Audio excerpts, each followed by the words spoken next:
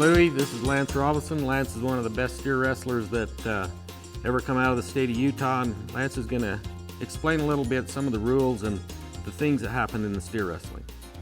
Steer wrestling is an event that you can have a helper called a hazer to keep the steer running alongside the bulldogger so he can dismount the horse. We deal with a barrier also, so all the steers get exactly the same start, fair start for the cowboys.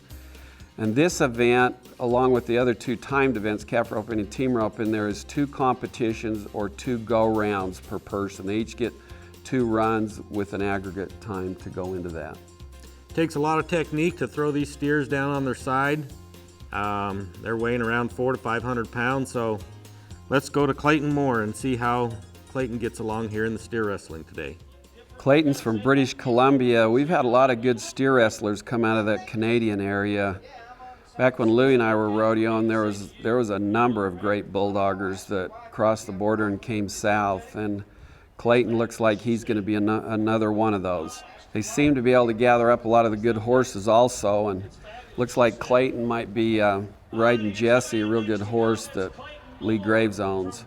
Made a great run here. The horse ran by really well, put his feet where they needed to be. A real good horse will set your feet out in front and a little to the side here where they can really handle these steers. You see that steer lit on his side there? That's when the time stops. When the judge sees that time, that steer laying on his side with all 4 feet sticking out, and that's when he drops the flag, and that's when the time stops. And Clayton got a real clean fall on that steer.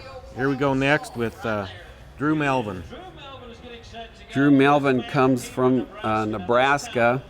He is a family of a steer wrestler that used to be around here a lot in the 80s named Marty Melvin, and they're related somehow from the Dakotas there, but he's done real well and he's a great young man. This steer seemed real weak. It was borderline whether that was even a legal fall. What do you think, Lou? Well, it was. When he caught him, that steer looked like he went down on his belly a little, and the steer's supposed to be thrown by the cowboy and not by the momentum of the steer himself. So that was a little borderline there. It looks like they give him the flag, so good for him. 3-5 great run. Let's see what Caitlin can find out about that run from Drew. Drew, can you tell us a little bit about that ride? Oh man, that steer's outstanding. These are some great steers that Ike Sankey brought here today, and this is like the 3rd and 4th runs. We run them at Sheridan. We've seen him go, and I seen him go this earlier today, and man, he was good. I thought he was a chance, and didn't know he was going to be that good, but he felt pretty good. It looked like you got a great start out of the chutes there. Yep. Yeah, I did. I'm riding a horse of Casey Martin's that he bought from Todd Soon this spring, and then Sean Mulligan did a great job hazing for him and got a good start, and that steer's pretty good. Great. Can you tell us how much training you put into this sort of thing? I've been doing this. I went to my first steer wrestling school when I was in 6th grade, and they're in Nebraska, and just kept doing it all the way through high school and college, and then just kind of went on to the pros that way. As you see Drew there, you know, that just goes to show you when the teamwork was at its maximum. The hazer, the steer, the bulldogger, everything went really well there. That's about as fast as time as you'll see at most rodeos. We're going next to Lee Graves from Calgary, Alberta. Great steer wrestler, owns one of the best horses going down the road right now.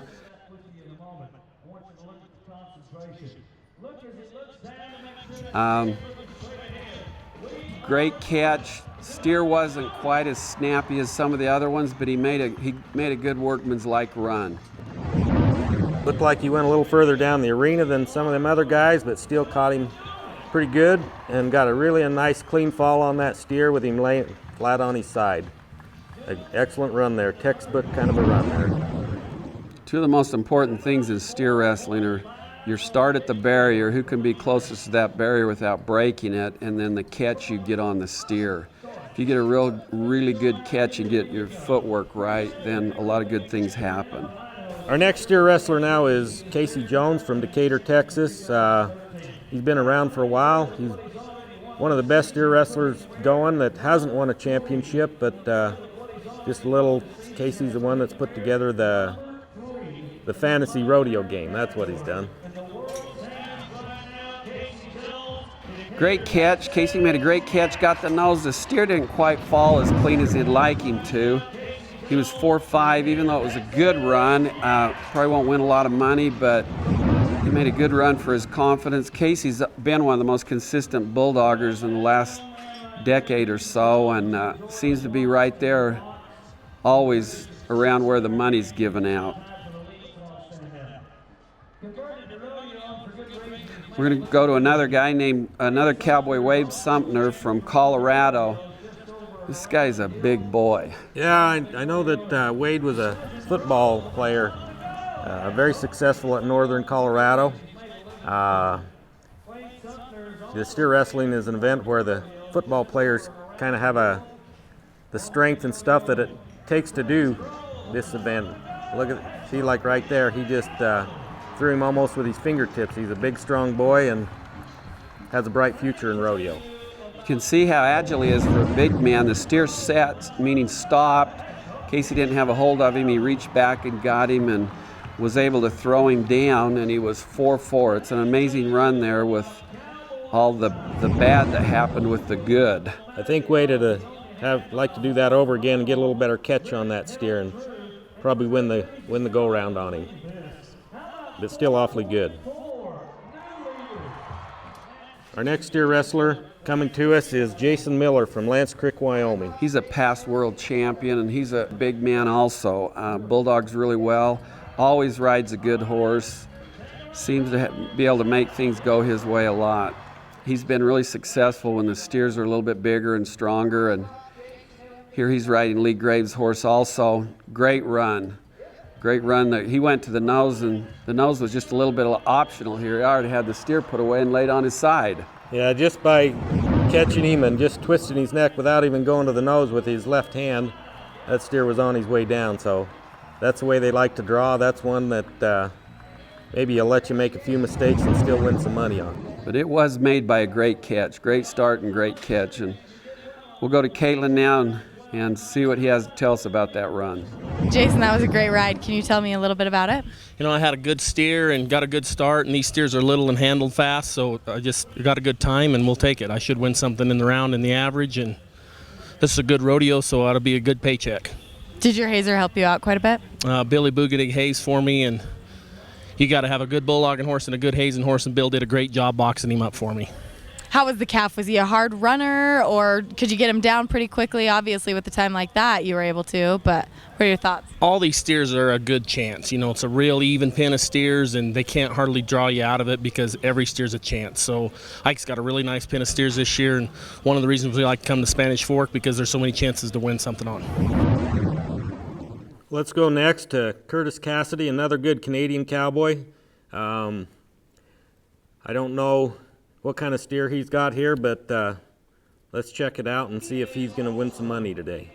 Curtis comes from a rodeo family, riding a real good horse, just retired one of the best horses of the last couple decades, and this is a young horse he has. Great start, great catch. Steer kind of dog falls with him there a little bit, meaning he fell the wrong way. If he could have snapped this steer down right there, he'd be our leader, but A lot of times a steer like that might not be quite as strong, and you kind of like him somewhat that way, but his neck was a little more limber, and he didn't get a real good clean fall on him, so that took a little more time. So 4-4, he's just a little off the pace of the bulldoggers that are out there in the lead. Let's go next to Sean Santucci.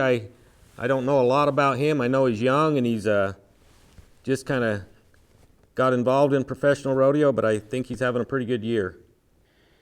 He just missed the finals by a few slots last year, and he's a big, slender guy, and there's a number of people from up there in the Northwest that bulldog really well, and I think that we'll see him at the NFR soon. Great start, great catch, and a great run. His steer did not fall quite as clean as he'd like to have, but he was 4-3, and you know, that's a pretty snappy run there. You know, the timed event guys all like coming here to Spanish Fork. The setup here is real cowboy friendly. They got a lot of good visibility. They bring good stock. And, you know, they got a nice warm-up pen right behind the arena, and you know they really enjoy coming to Spanish Fork and competing. But any of these 4-3s and 4-4s work with that other go-round that they're going to have. When they get to put two competitions together, 4-3 twice will probably win a lot in the aggregate. Well, let's go now and see what Caitlin's got to say and see what Sean thought about that run. Sean, can you tell me a little bit about the run you just had? It was a good run. They hadn't had much luck on that steer earlier today, so it was kind of I had to go ahead and do something on him. I was good on my first one, and just put another run together and match him up and hopefully pick up a little bit out of the average. So is he a hard runner, or what do you mean they had problems with him? He ended up just being a little bit slower around the corner. When you take their head, usually they come off you, and he doesn't really want to do that, and that just costs you tenths, and that's money. Every tenth is just that much more money that the guy can't put in your pocket on your way home. Did your hazer help you out tonight? Oh yeah, he's doing a great job. Wyatt Smith, and shoot, we've been together about 2 years now, and he's been hazing for me, and it's been a heck of a deal. It's great for a couple young guys to come out and do well. And how's your horse doing this year? I got a horse from Eldon Day. Call him Smoke, and he'd made the finals last year, and I went out to Eldon's and talked to him a little bit and ended up getting on him. He's a great horse. Couldn't ask for any better. So you're from Oregon. What's it like coming here to the Spanish Fork Rodeo? It's great. Like I say, all the guys I travel with, they're all from Utah, and so it's kind of, we've got a home away from home out here, or these guys' house, and then when we head back to the Northwest, we'll stay up there a little bit more. But I like it out here. I've always had a good time, and it's just a great rodeo. Our first round winners here as they come up on the leaderboard, Bo Clark with a 3-4 won $2,185, and you can see the rest of them there on down the line. The next one coming here will be our second go round, Tommy Cook with a 3-4 with the same amount of money, and then we're going to have the average, the cumulative time of the both runs. Pretty snappy go-rounds there, isn't it?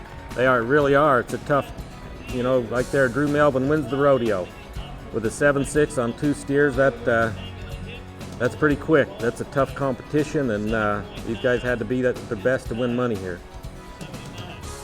We'll go to our next event, which is team roping, and where it takes 2 cowboys, a header and a heeler.